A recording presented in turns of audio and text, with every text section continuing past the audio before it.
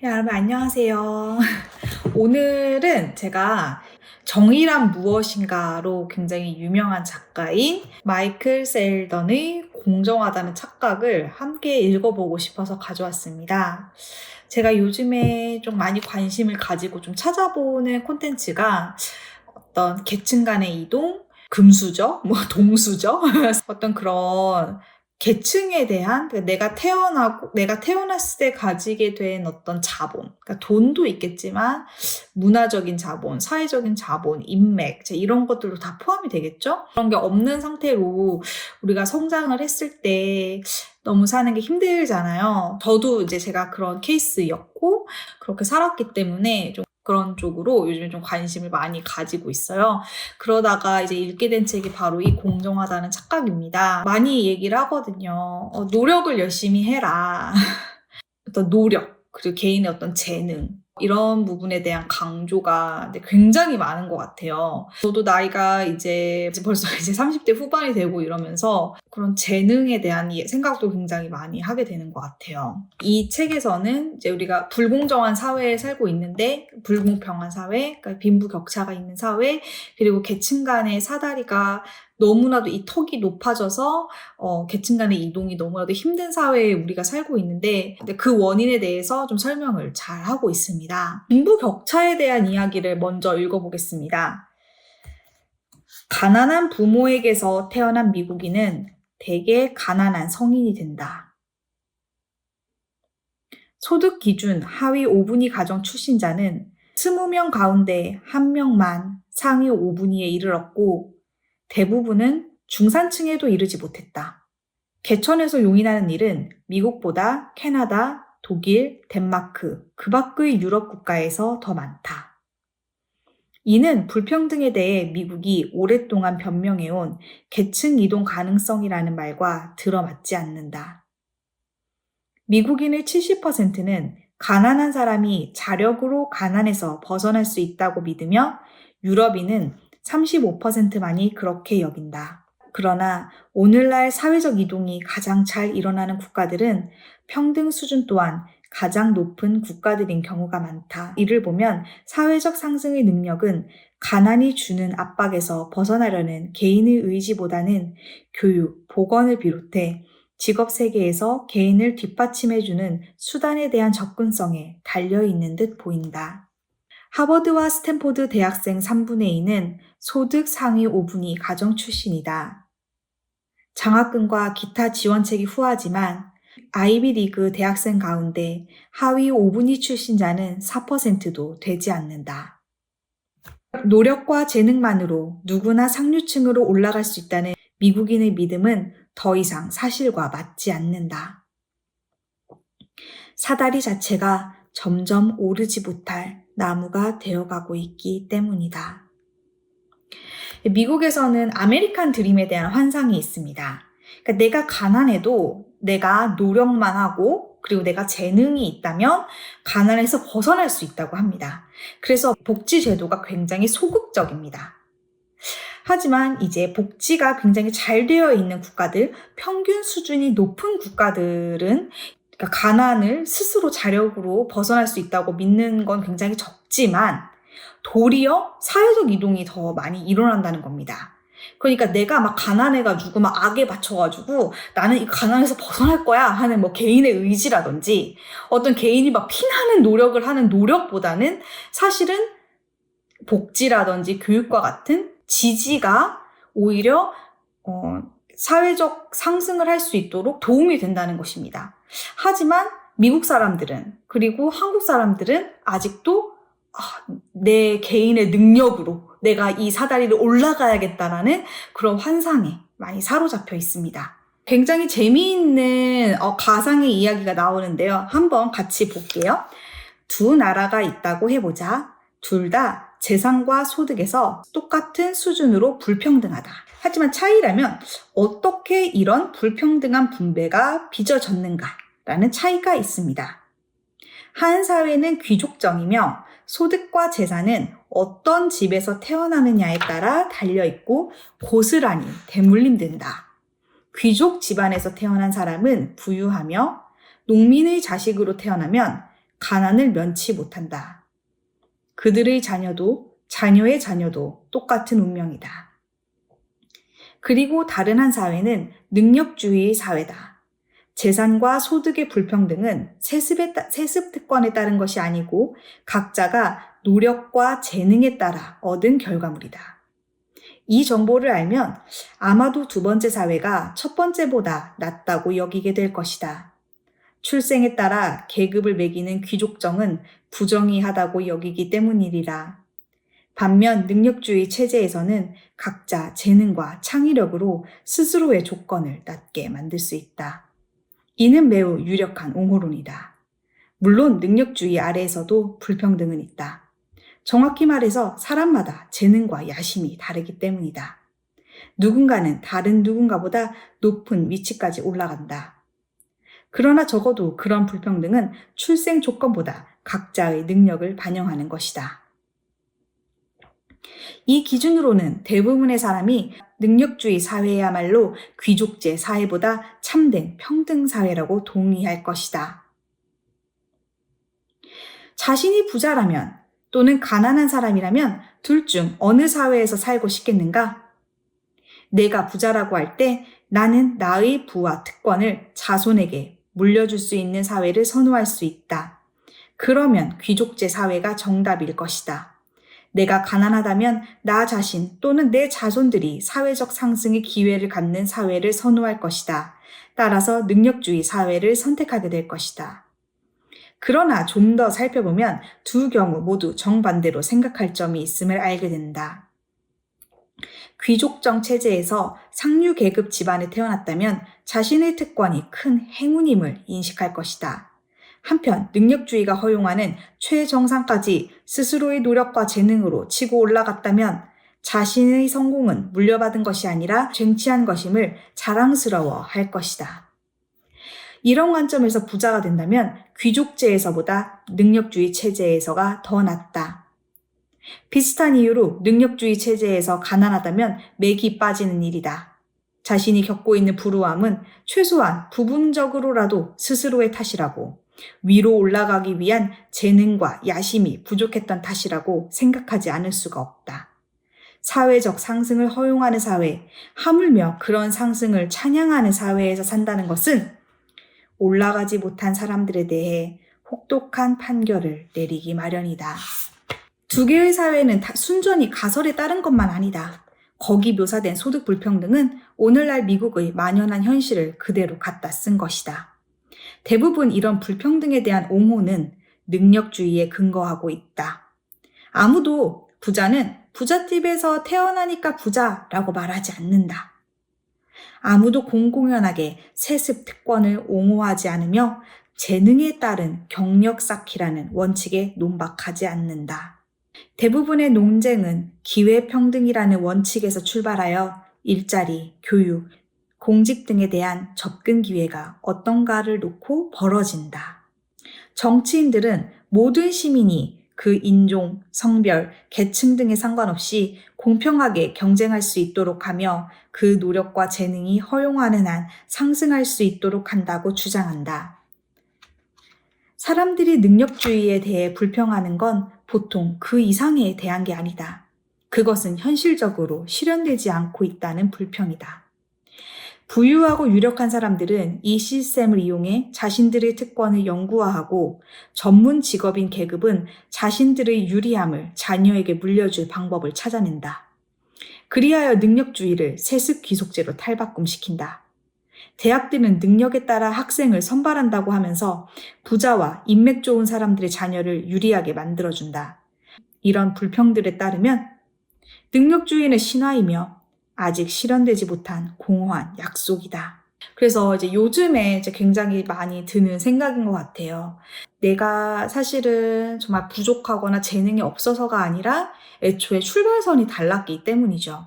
그래서 공평하게 뛴다고 생각을 했는데 애초에 출발선이 달랐다거나 혹은 이제 뛰고 있었던 운동장 자체가 달랐던 거죠. 나는 여기서 1등 해봤자 이 운동장에서 1등인 거고 다른 사람들은 뭐 운동장이 달랐다. 혹은 운동장 자체가 기울어져 있다.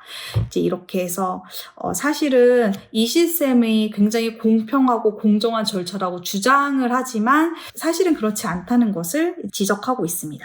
어느 순간 성공에 대한 모든 불공정한 장애물을 제거했다고 상상해보자. 상상이죠. 그래서 별 볼 일 없는 배경을 가진 사람까지 포함해 모두가 특권층 자녀와 공평하게 겨룰 수 있게 되었다고 해보자. 모든 아이에게 학교에서, 작업장에서, 그리고 인생에서 경쟁하는데 공평한 기회가 주어졌다고 치자. 그러면 정의로운 사회가 이루어진 셈일까? 그럼 정말 기회가 다 공평하다고 하면 이제 온전히 순수하게 자기가 가지고 있는 재능만으로 싸우게 한다는 겁니다. 재능에 대해서 한번 보겠습니다. 재능은 우연이며 행운의 결과이다. 르브론 제임스는 매우 인기 있는 스포츠인 농구를 하며 수백만 달러를 벌었다. 탁월한 운동 재능을 가진 것 말고도 르브론은 그 재능을 가치 있게 여기고 보상해주는 사회에서 산다는 행운을 누린다. 그가 잘할 수 있는 스포츠를 좋아하는 사람이 많은 사회에 살고 있음은 그가 노력한 결과가 아니다. 과연 르네상스 시대에 화가가 각광을 받던 사회에 태어났다면 어땠을까? 우리 사회가 그리 높이 평가하지 않는 분야에서 탁월한 사람이라면 어떤가? 팔씨름 세계 챔피언은 르브론의 농구 능력만큼 귀한 재능을 팔씨름이란 분야에서 보이고 있는 셈이다. 하지만 그가 상대의 팔을 테이블에 내리꽂는 걸 보고자 돈을 내려는 사람이 많지 않음은 그의 잘못이 아니다. 능력주의 신념의 매력 대부분은 성공은 우리 몫이라는 생각으로 이루어져 있다. 경제판이 평평한 운동장이며 특권이나 편견에 영향받지 않는 한 우리는 우리 운명에 전적으로 책임져야 한다. 우리는 우리 능력에 따라 성공하거나 실패한다. 우리는 우리가 받아 마땅한 것을 받는다. 이것은 해방을 약속하는 것과 같다. 자수성가하는 인간, 운명의 설계자, 삶의 주인일 수 있다는 메시지를 주기 때문이다. 또한 도덕적으로도 만족스러울 듯하다. 그러나 우리의 재능이 노력의 결과가 아님을 인식하면 이러한 자수성가의 그림이 복잡해진다. 그것은 편견과 특권을 극복하는 것만으로 정의로운 사회를 만들기에 충분하다는 능력주의 신념의 회의를 가져온다. 능력주의 옹호자들은 노력과 수고에서 정당성을 찾을 수 있다고 답할 것이다. 그들은 고된 일을 해서 성공한 사람은 그 성공의 대가를 누릴 자격이 있고 그 성실함에 대한 찬사를 누려 마땅하다고 주장한다. 그것은 진실이다. 어느 정도까지는 말이다. 노력은 중요하다. 그리고 아무리 재능이 뛰어난 사람일지라도 자신의 재능을 갈고 닦지 않고 성공할 수는 없다. 최고의 재능을 가진 음악가라도 오랜 시간 연습을 해야 카네기홀에서 연주할 만큼 훌륭해질 수 있다. 그렇지만 비록 노력이 그만큼 중요하더라도 노력만 가지고 성공하기란 드문 일이다.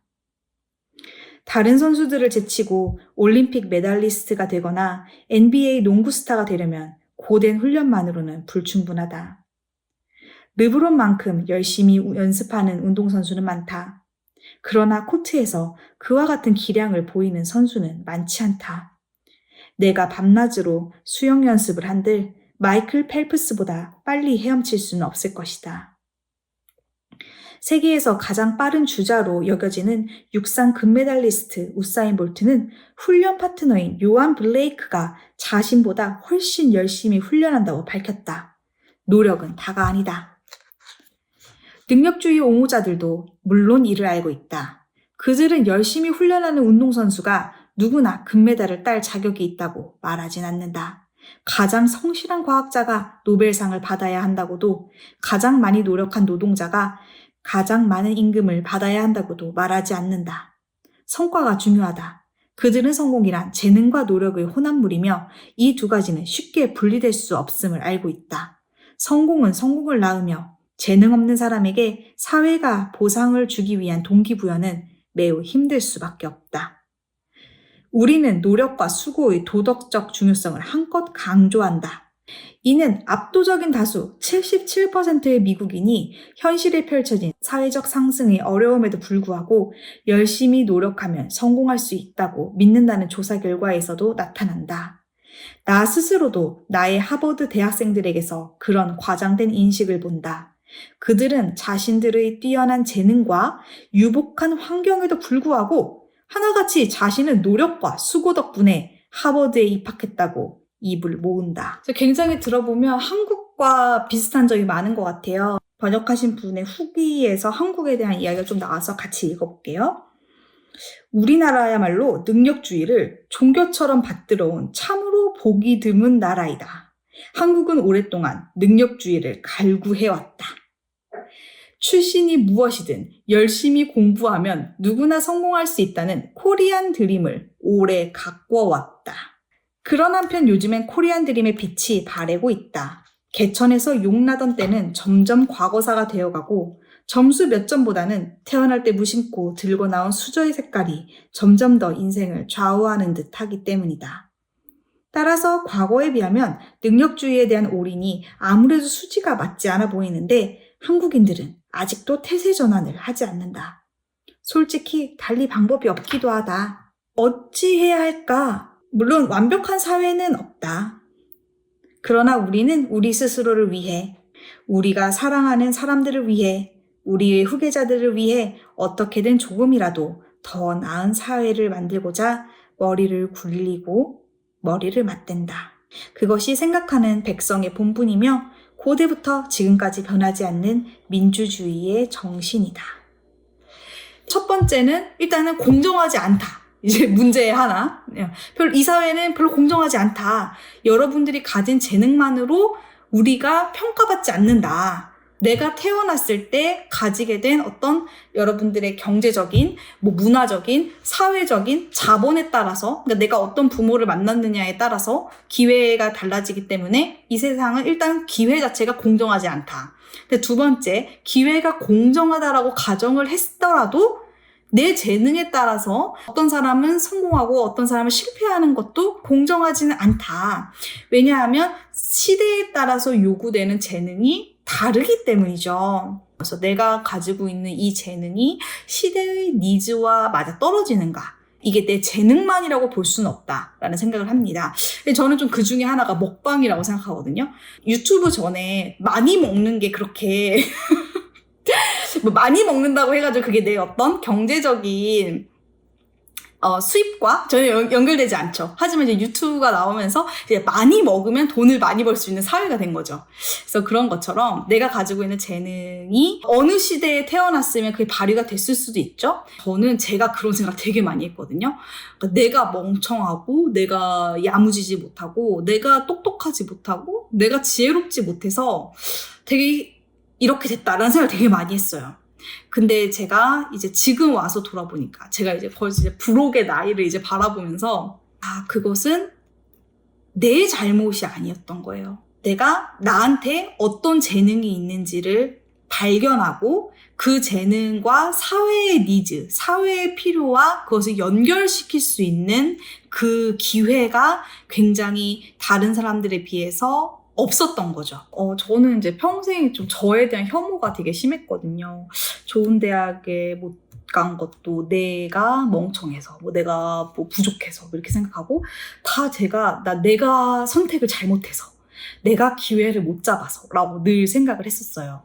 근데 지금 생각해보면 그때 저는 10대밖에 되지 않았고 또 20대 초반이었고 20대 중반이었고 근데 지금 제가 이제 나이가 되게 많이 먹어서 바라보니까 그때 그 아이들한테는 그럴 만한 능력이 없어요. 그런 사회적인 걸 다 읽고 내가 어떻게 전략을 짜야 되고 내가 어떻게 살아가야 될지 그거를 수립할 수 있는 능력이 10대, 20대한테는 없어요. 자기네들이 아는 세상이 되게 제한적이기 때문에 이제 알 수가 없는 거죠. 근데 저는 그게 내가 태어났을 때 그런 시스템, 그런 자본이 없이 전혀 사회적인 자본, 문화적인 자본 자본이 없이 온 건데 자꾸 난 내가 부족해서, 내가 멍청해서 라고 자꾸 이렇게 느꼈던 거죠. 내가 태어난 환경의 차이가 다른 사람들이랑 있었을 수 있고, 그리고 또 하나는 내가 어떤 재능이 있다고 하더라도 또 이게 또 내 시대의 운이 필요하다라는 겁니다. 제가 또 느꼈던 절망 중에 하나가 뭐였냐면,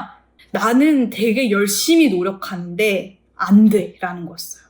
좌절도 되게 심하고 막 이렇게 화도 많이 나고 하더라고요. 나는 진짜 열심히 사는데 왜 안 되지? 이런 생각이 진짜 너무 많이 강했어요. 이제 나이를 점점 먹으면서 되게 열심히 이 사다리를 정말 열심히 이렇게 해서 이렇게 한 칸 올라가고 한 칸 올라가고, 제가 정말 열심히 한 칸씩 올라가면서 살지 않습니까?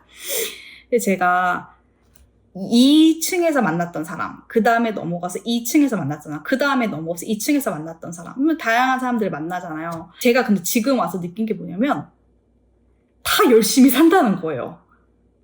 그러니까 이게 착각인 거예요. 나는 죽어라 열심히 노력하는데 안 되라고 생각하는데 그게 아닌 거예요. 나는 애초에 출발선이 되게 불리해요. 난 되게 불리해요. 왜냐면 출발선은 맨 꼴 끝에 있으니까. 그 1번 레인, 2번 레인, 뭐 레인별로 있어요. 1번에는 좀 앞에 가 있고 2번에는 좀 뒤에 가 있고, 그래서 난 맨 꼴찌란 말이에요.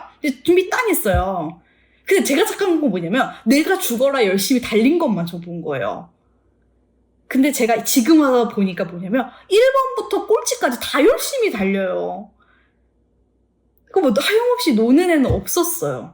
물론 내 눈에는 걔네들이 노는 것처럼 보이죠. 쟤는 어학연수 가서 놀러 가네? 되게 부럽다. 거기 가서 1년 동안 놀기만 하고. 뭐 이렇게 생각한 거죠. 근데 나중에 보면 그 친구는 그 1년 동안 거기서 이제 굉장히 비슷하게 좀 유복한 아이들이 이렇게 모여 있으니까 거기서 되게 좋은 배우자를 만난 거죠. 비슷한 환경에 되게 유복하고 되게 따뜻한 배우자를 만나서 그 친구는 영어는 별로 늘지 않았을지라도 되게 좋은 배우자를 만나서 또 그렇게 정말 계속 결혼해서도 좀 편안하고 유복하게 사는 삶을 계속 사는 거죠. 진짜로 나를 사랑하는 그런 배우자를 만나서 그렇게 사는 것도 있고, 중소기업에 다니던 선배 언니가 얘기한 게, 우리 사장님은 맨날 골프나 치러 다녀. 맨날 놀아. 이러는 거예요. 나는 뭐 죽어라 일을 하는데 저 사람은 골프나 치러 다니면서 논다는 거죠.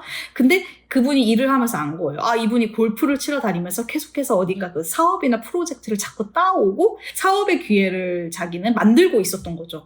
그러니까 내 눈에는 그 사람이 좀 노는 것처럼 보일지는 몰라도 그 사람들은 다 열심히 자기 나름대로, 그냥 그 사람들의 나름대로 다 열심히 노력을 하고 있다는 거예요.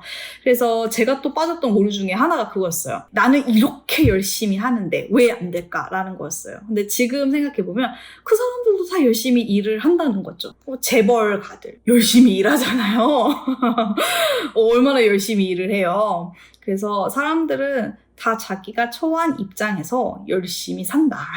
그래서 내가 열심히 노력을 하고 있지만 다른 사람들이라고 해서 놀고 먹는 게 절대 아니다라는 거예요. 저는 이제 이 두 가지의 오류에 되게 빠졌던 것 같아요. 그렇지만 내가 이제 어쨌든 또 여기서 이렇게 살 수는 없잖아요. 전도서에 이런 내용이 있다고 합니다. 빠른 경주자라고 먼저 도착하는 것이 아니다. 강한 자라고 싸움에 승리하는 것이 아니다. 지혜로운 자라고 음식을 얻는 것이 아니다. 명철한 자라고 재물을 얻는 것이 아니다. 기능을 갖춘 자라고 은총을 입는 것이 아니다. 이는 때와 우연히 이 모든 자에게 임함이로다. 그래서 나에게는 어떤 터닝 포인트, 어떤 우연, 어떤 기회, 그리고 어떤 타이밍, 이런 게 사실은 아직 오지 않았을 뿐이라고 생각을 합니다. 저도 제가 작가로 첫 책을 낸 게 몇 살이죠? 35 나왔으니까요. 여러분들에게도 그런 여러분들의 재능을 발휘할 수 있는 그 기회, 그 타이밍이 올 거라고 생각을 합니다. 물론 저는 그 타이밍이 더 빨리 오기를 바라고요. 저보다는 더 빨리 다 오셨으면 좋겠고, 우리가 또 이렇게 열심히 이 사다리를 또 한 층씩 올라가 봅시다. 네, 끝까지 들어주셔서 감사합니다.